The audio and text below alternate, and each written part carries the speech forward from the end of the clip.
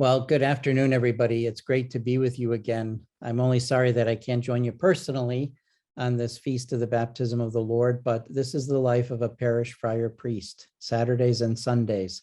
Don't leave room for much else than parish life. But it's great to be with you, and certainly a hello to all of you whom I know, certainly a hello to all the sisters, and grateful to be with you today. I still remember the scene quite vividly. I had not yet turned 30 years old, and it was the year before my own graduation from the Washington Theological Union. The invited commencement speaker was Godfrey Diekmann, the Benedictine monk who was a consultant and then peritus at the Second Vatican Council for all things liturgical. In the early 1990s, he was nearing his mid-80s and still roughly a decade away from going home to the Lord. This towering liturgical mover and shaker, enamored of the doctrine of the mystical body of Christ from his early days, was already feeling the effects of aging in his physical body. A classroom desk had been moved into the chapel so that he could be seated during the commencement address. Then we all stood as the academic procession began.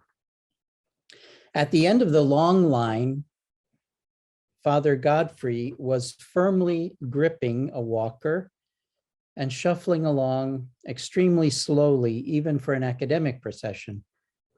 I must make a sincere confession right now. As a young Franciscan friar in his late 20s, I had prejudices and stereotypes coursing through my head. He is going to be boring as anything. It's nice to honor him, but why didn't they pick somebody younger? Why didn't they just let him stay at the Abbey and rest instead of dragging him all the way to DC? Well, was I wrong? From the first words out of his mouth, his passion and excitement were contagious. It was almost as if he were speaking with someone else's younger voice. His message was quite a simple one that has stayed with me to this day. And it went something like this. People ask me what the council tried to do and proclaim. Well, fundamentally, all of us are beloved sons and daughters of God. And that is the most important statement you and I can make about ourselves and each other. The church is not just a club where we hang out with people at the corner pub. It is a body made up of the beloved sons and daughters of God. Needless to say, we were blown away.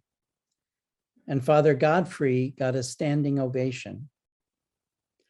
I had already labeled him as a feeble senior citizen who should have stayed home for his own good.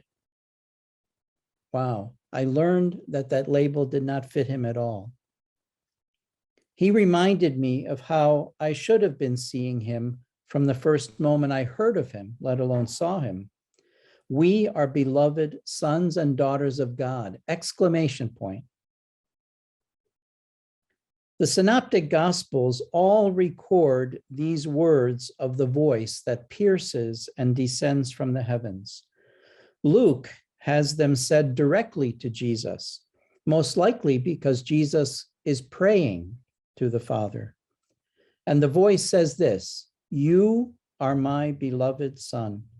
With you I am well pleased."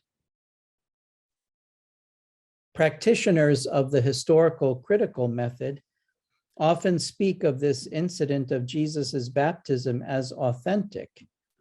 And John's gospel, by the way, records it as a reminiscence of John the Baptist.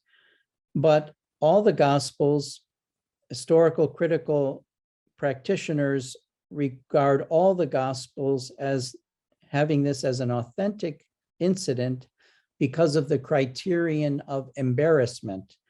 That is, Jesus had no need to be baptized, so he must have been baptized. Otherwise, the evangelists would have had no reason to include it. I'm not so sure that holds water anymore, pun intended. In his book on the Christology of the Gospel of Mark, the fruit of his own Lectio Divina, the Trappist monk Michael Casey has a beautiful and powerful reflection on the baptism of Jesus that is inspired by the theologians of the early church.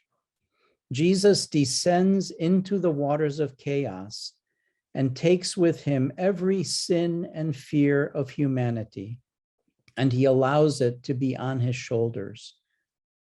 He rises already as the new creation, complete with the Spirit of God hovering over the waters. The suffering servant takes upon himself already the burden of humanity's sin and shows the primary identity which we all have, sons and daughters of God, and beloved ones at that. That's hardly embarrassing to modern day exegetes or to any of us. Indeed, our salvation depends on believing it and living from it. What do we, as beloved sons and daughters of God, have to say to the wider culture and the world?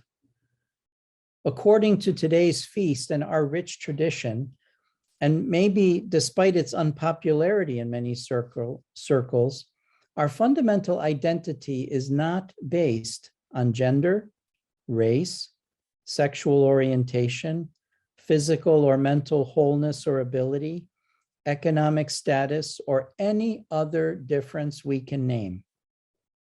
Even acknowledging the collective and individual sins against this foundational identity, we Christians ought not cease to proclaim it. You and I are beloved sons and daughters of God, and everything else is secondary. That is one of the beliefs we Christians proclaim that will unite instead of further divide. In my youthful foolishness, which unfortunately gets the best of me even at my age now, I labeled Godfrey Diekmann as someone past his prime who just needed the comfort of assisted living. How often has a group label, other than the one proclaimed by the voice from heaven, caused me to jump to conclusions that don't do justice to the son or daughter of God standing before me? How will the Spirit hover over us to bring about a new heavens and a new earth out of our current chaos if we are not convinced that despite every other difference we can possibly think of, you and I are beloved sons and daughters of God, nothing more, nothing less. May the Lord give you his peace.